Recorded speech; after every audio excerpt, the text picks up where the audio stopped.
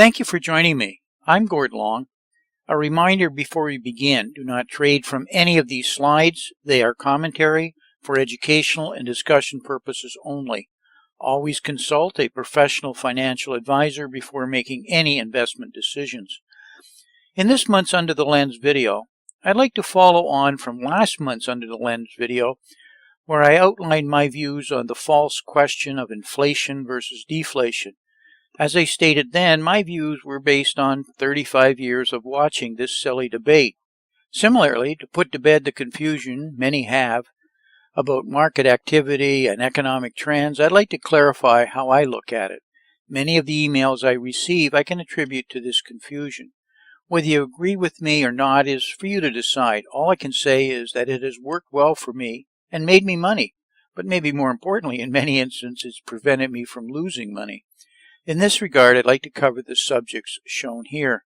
For years, my MATA reports, which the Long Way video is part of, distinguished what impacted in the manner shown here. In the short term, markets are driven by sentiment in the form of consumer confidence, consumer comfort, investor sentiment, and other forms of measuring fear and greed.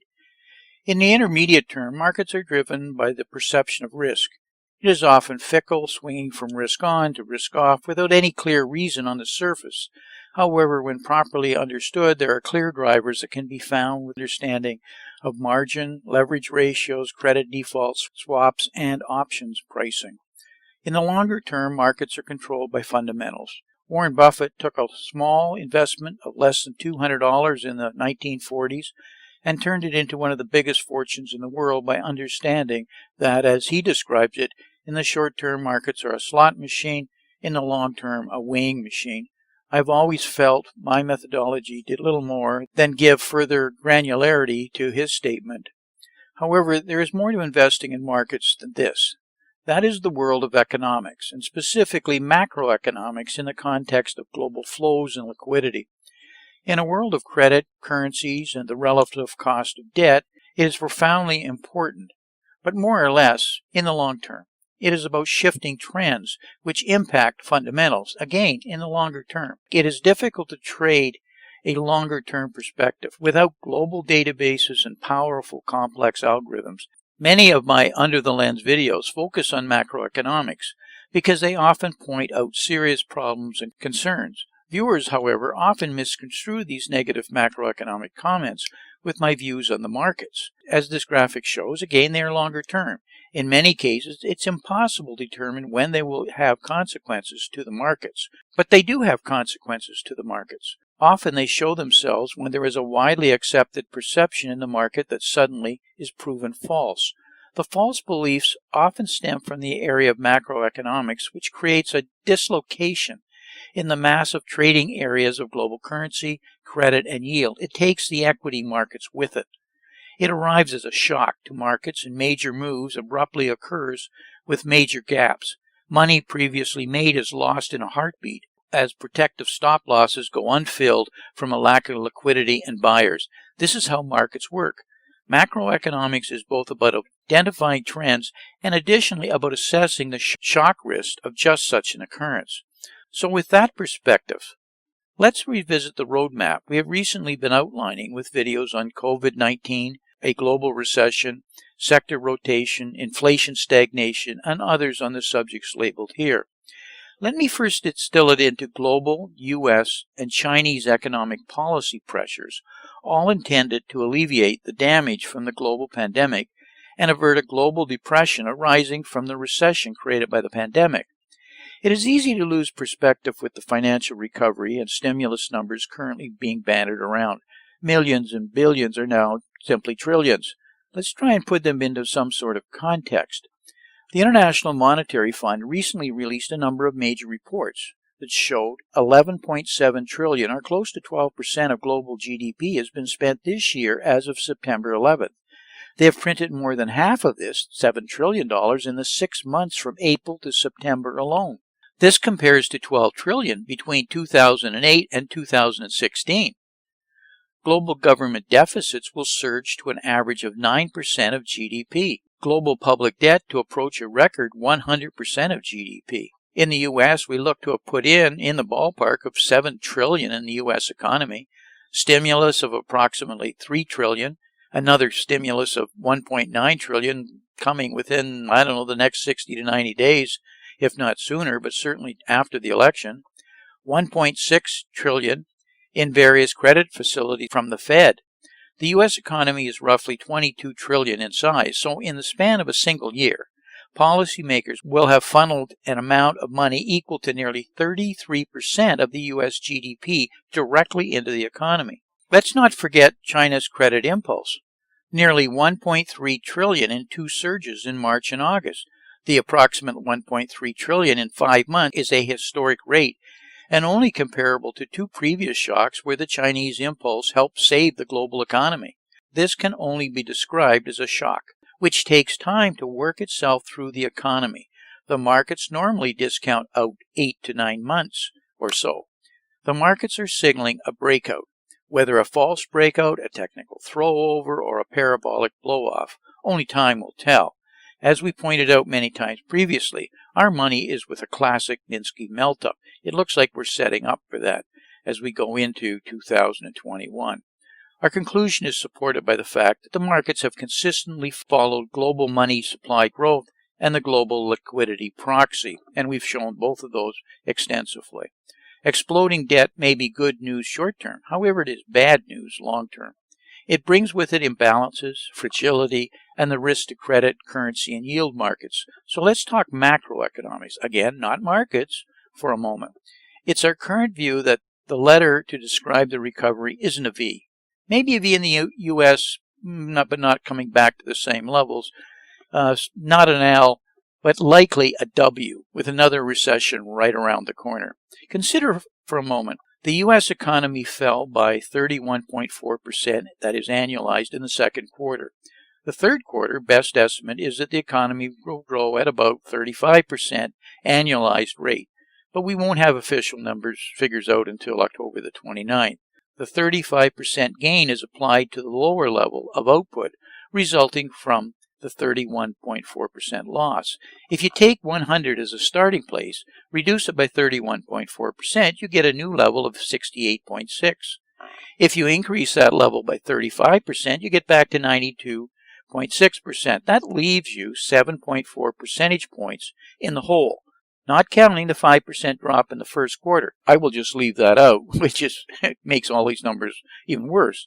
When you apply that 7.4% to the $22 trillion economy, that means you still have $1.6 trillion of lost output on an annualized basis, even after a 35% third quarter recovery.